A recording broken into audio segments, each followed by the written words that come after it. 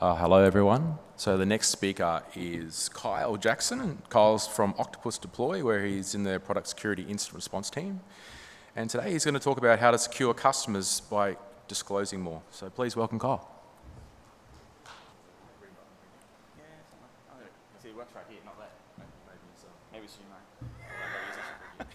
Sorry about that, so apologies. So Kyle Jackson, Octopus Deploy, Security Operations Team Lead. My role is varied. It's internal security response, product security response. It's a whole lot of different things. Contact details are all there. I don't use Twitter, so you can say that this is a terrible presentation and I'll be blissfully ignorant the whole time, and that's cool, so no problems at all. But feel free, any three of those, no problems at all. I'm also around. I'm probably one of the few people with lots of tattoos, so pretty easy to pick out of the crowd. I'm sure there's a couple others there, but not too hard to find. So essentially, why do we disclose vulnerabilities, software vulnerabilities? And this is coming from the premise of a software vendor or an open source maintainer. And I'll get a little bit of backstory about this is why this is a presentation. I started Octopus Deploy in 2020. Over the Christmas break in 2020 to 2021, we essentially had a security researcher from a public research company essentially say, hey, found a vulnerability in product. It was a local privilege escalation vulnerability. And they're like, we're going to disclose it publicly, just so you know, you got 90 days. Now, at the time, that's fine. We were doing CVE IDs. We're like, this is great. We're totally fine. But we're like, how do we sort of do this better? Because fundamentally, they're going to go and write a blog post and say, hey, we found a thing.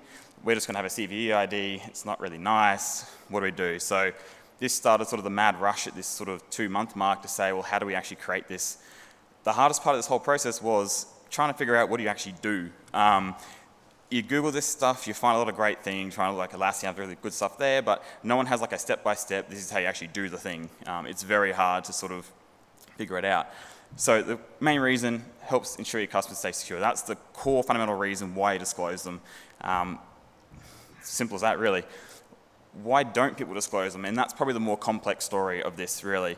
So core one, our product may be exploited if we publicly disclose. Look, once you disclose it, yes, it could be. That is a very valid point. You would hope your communication with your customers is sort of strong enough that they patch quick enough and that they can secure their systems. But at the same time, if you don't tell them anyway, there's a good chance it'll be exploited irrespective of the fact. So it's kind of a moot point at that level. Our customers can't easily patch their environments, or they don't patch their environments. So that's a good one. I mean, most people here have probably worked on Exchange Server maybe, and have the horrors of sitting there trying to do an Exchange Server patch and going, I hope this doesn't explode in my face at 10 o'clock at night, and I spend the entire night rebuilding it. Yeah, it's valid, but it's also not valid because if they don't patch, they can't update, etc. We'll get bad press if you tell people about software vulnerabilities in our product. You'll get equally bad press if you don't tell them about software vulnerabilities in products. It's always better to be open, honest, and that way you can sort of go past all this stuff. And disclosing vulnerabilities isn't something the business has thought about. That's probably more the reality of it. Say software startups is a prime example. We just build products, you go to market, and you don't think about, well, how do you disclose the thing? What do you do about that? And so what are the ways that software vulnerabilities are currently disclosed? The core ones are you'll see a CVE ID will pop up, and that's pretty valid, that works. Security advisory, security bulletins, pick your different flavor and name for those, are all sort of the same thing. You'll also get the sneaky GitHub repo which gets posted for 2 hours and then pulled down, and then everyone does a mad rush to try and figure out what it was, and then, you know, that's also very fun. Hasn't happened to us yet, which is good. So if you can disclose those ways, how do you start disclosing them? That's the hardest part. Like, how do you actually go ahead and start doing this? Really, it's helping change the business to embrace disclosing it. It was a great presentation about the bug bounty programs, because a lot of those sort of fell back into this presentation as well. Work closely with the development team. It's going to impact them exponentially.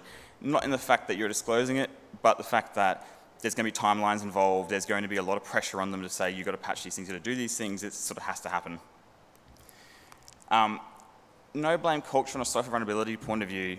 We're all humans, so there's a bit of a thing when we sit in our company where there might be a vulnerability, there might be a SQL injection, and software devs will take it personally that they've accidentally made that mistake. And it's very key to make sure that they're not to blame for what they've done. Like, it's a mistake. We're humans, humans build these things, not machines. So there needs to be a culture around no one's going to be stood in front of, you know, a board of managers and say, why did you make that mistake? Bug bounty programs is also a good way to sort of start this whole process, because you've already taken those vulnerabilities in. You can kind of start the whole disclosure process from that point of view. So we as a company, we already had a bug bounty program running prior to doing all this, so it kind of made it a little bit easier to go down that path. Management buy-in is sort of the last key thing. It has to be a thing. You can't just start disclosing vulnerabilities and management are like, oh, what are you doing? This is great. The core thing is collaboration. If you're not collaborating with the teams, you're not going to be successful. It's not going to be a good experience for anyone involved. VDPs, you need to have one. Really got to have one. I'm not going to explain how to do it because I'm probably not the right person to explain how to do it. Great thing on OWASP there. Also, pre-presentation has some good ideas there on what to do, but VDPs are pretty key. It's good to have them, but how to disclose them as well. I threw this slide in because I was like, I should probably explain what a CVEID is just before I get into sort of the nuts and bolts of disclosing. Common vulnerabilities and exposures. It's a database of vulnerabilities. That's pretty much it. Nothing super special there.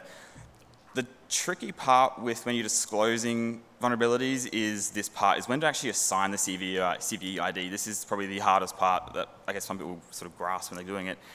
So you've got your vulnerability is unique to your software, and that's cool. You assign a CVEID. Nice and easy, nothing crazy out of there.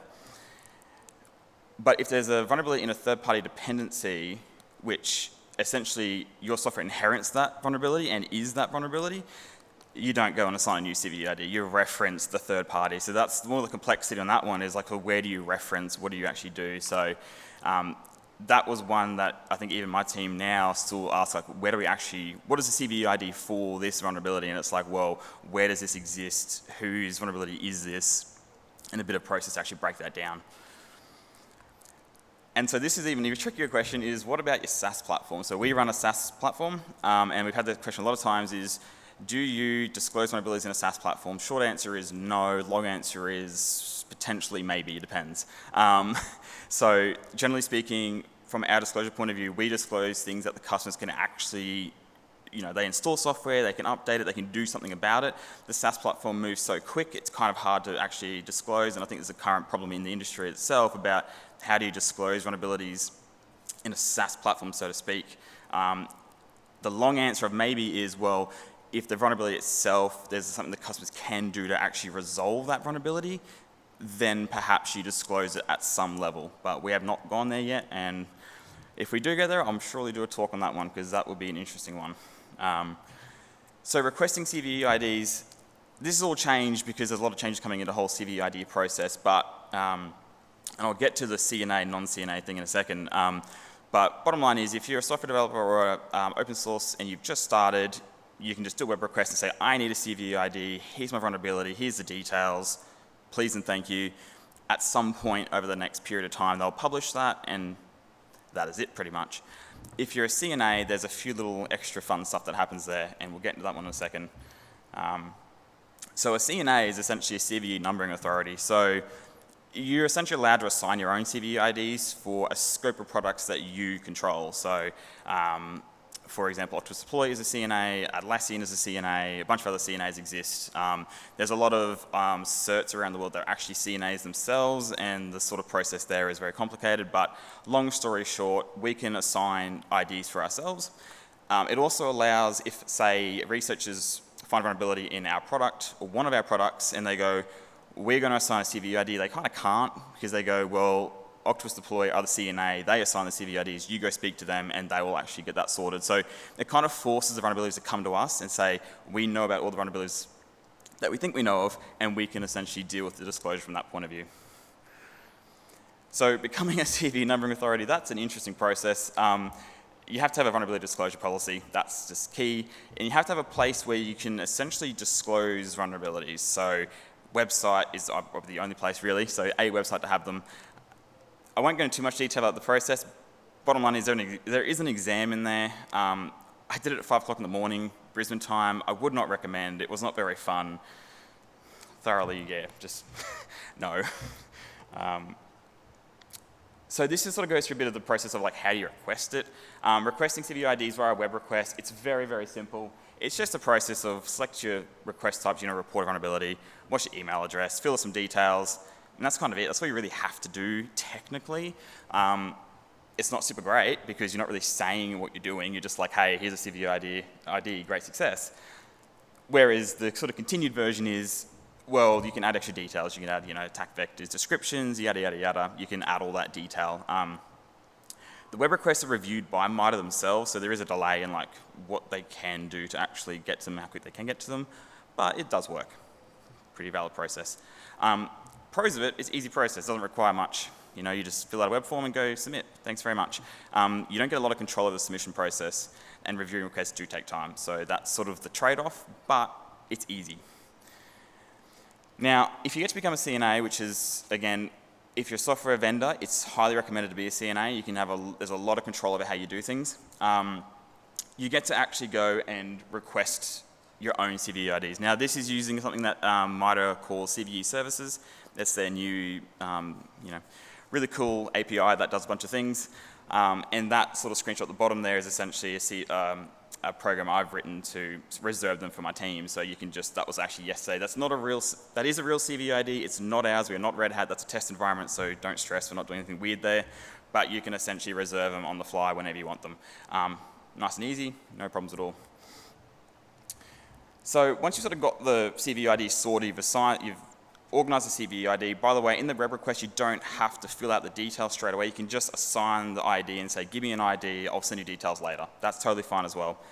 Then you get into sort of like, what are the components of the vulnerability disclosure? And this is the key part, and I think this is the part that a lot of vendors miss, and it causes a lot of pain for essentially because we're a security team ourselves, we have internal security functions we have to care about as well as our product security. So we've got a lot of tools that look for these vulnerabilities, and we get stuff and we go like, hey, vulnerability in X program, and it just goes like, I don't know, local privilege escalation. We're like, well, what does this do? What's the details here? We don't know.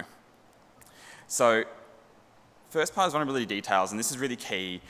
There's options here for how you do this. Option 1, totally valid. These are real.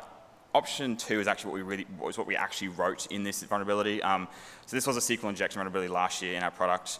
Justin Stephen found it via our bug crowd program. So option 1, look, it works. It's not super great because as a security team, it's kind of like, well, what's the impact? How does this work? Like, what is the core part of this? Option 3 is super not ideal.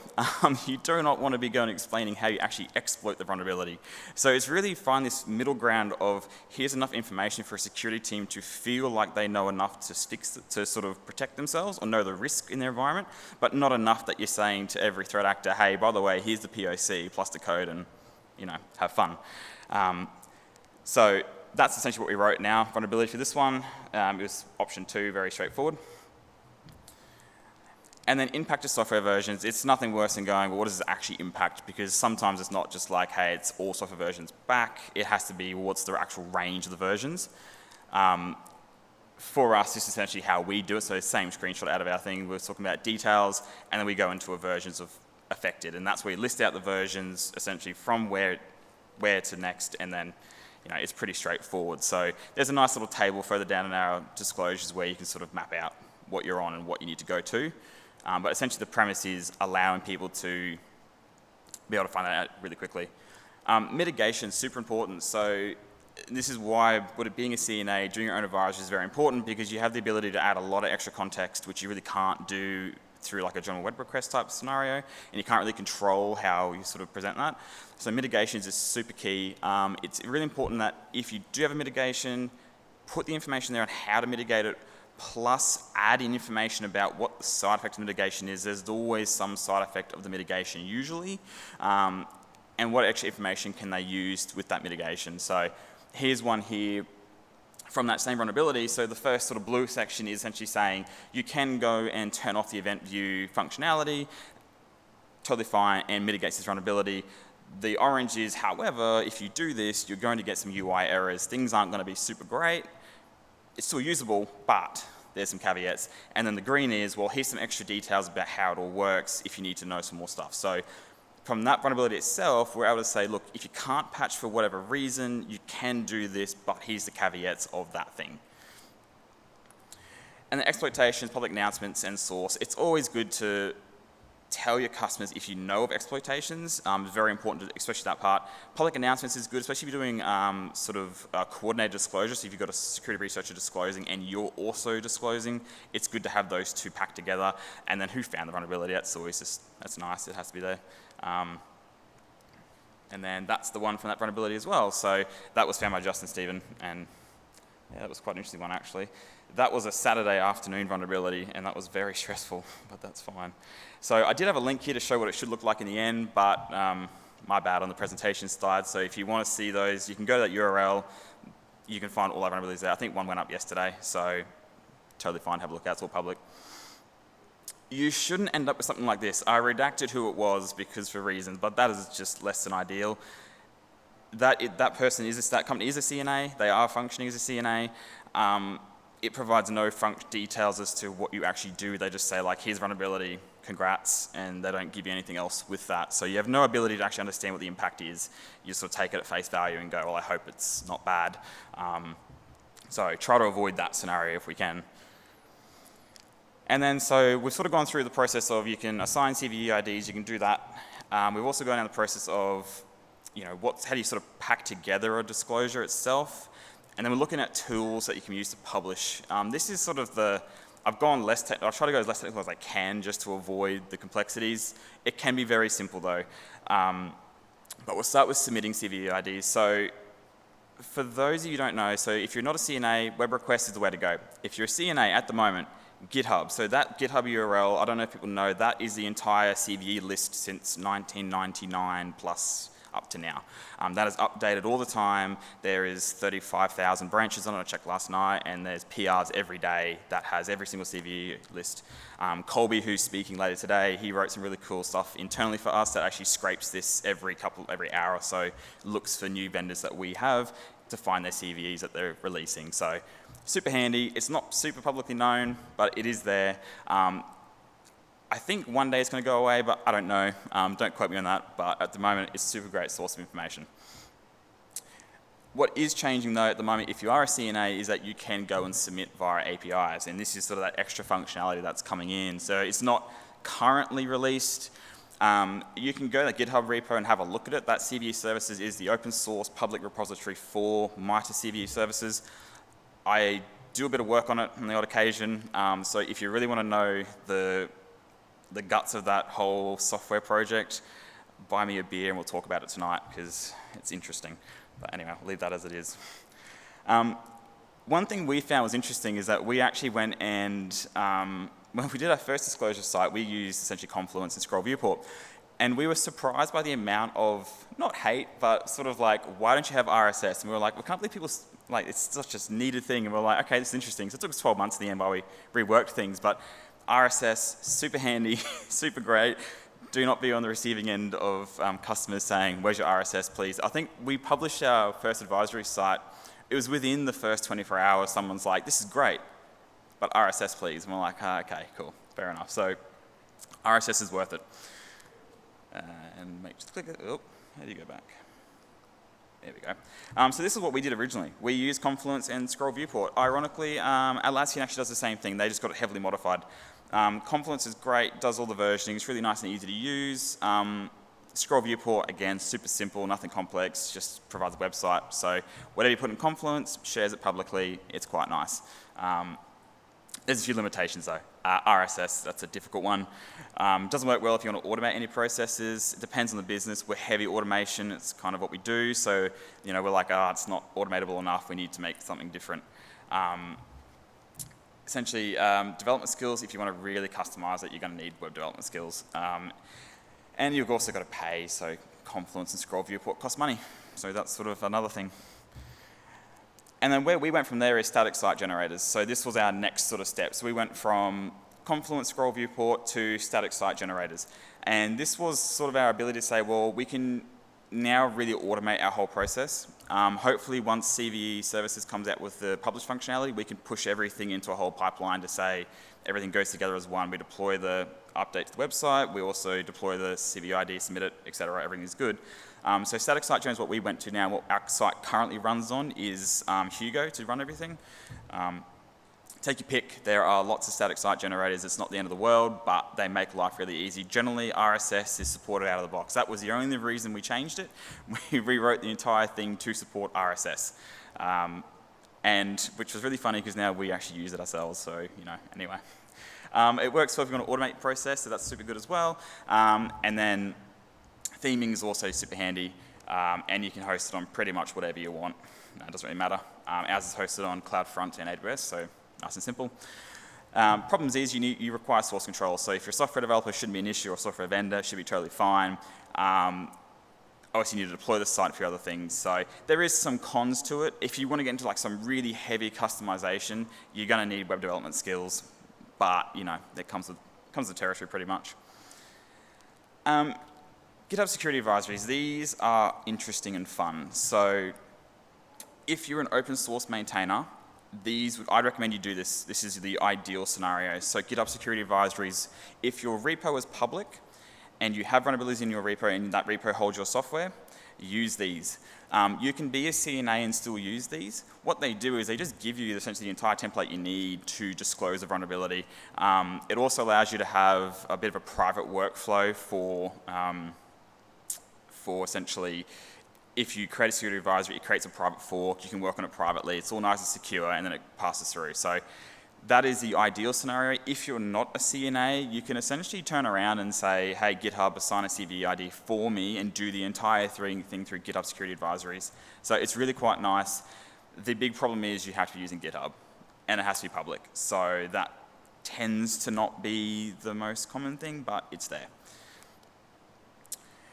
And because I powered through, because we were sort of not sure about time, but final takeaways, communication, it's kind of the key, really. If you're not communicating with your development teams, you're not communicating with your management teams, then really you're not going to do great at this. So you have to communicate with developers, you've got to communicate with management, you communicate with your customers as well, you give them what they need as well. So take the feedback, provide that with them, and essentially it's all happy days at that point. So that's it from my point of view.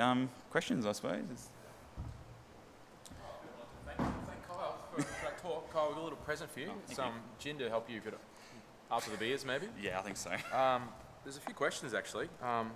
One from someone called Colby. He said, is Colby a good programmer? No, that's what he says. He says, what language is the open source CVE services API coded in? Do you know? It's a test. I do know, and I know why he's doing this, because this is a rant in itself and a talk in itself. That is written in JavaScript. Now, you could argue why backend API is written in JavaScript. I'm not going to get into the discussions of that, but as I said before, if you want to talk about that, let's go get a beer and we will talk about that somewhere that's not here. I also think I saw Justin Stevens sitting around outside if you want to get him back for ruining your weekend. Perfect. All right, let's have a chat to him too. Another question someone asked is, isn't Jekyll better than Hugo? Sorry. So... yeah, so that was a great talk, man. So actually, show of hands, who has a vulnerability disclosure program in their company? Yeah. So there's a few do. Yeah. But yeah, it's good if you have it before you get a tweet saying, 100%. Hello, you've been... Yeah, or you get a vendor saying, hey, by the way, we're going to disclose this in 90 days' time, and you go, 100%. Oh, great, how do we start with this? Yeah. Cool. Everyone like to thank Kyle. Appreciate it. Yeah, cheers. Thank you. So it's going to be lunch now, and the next talk starts at 1:15.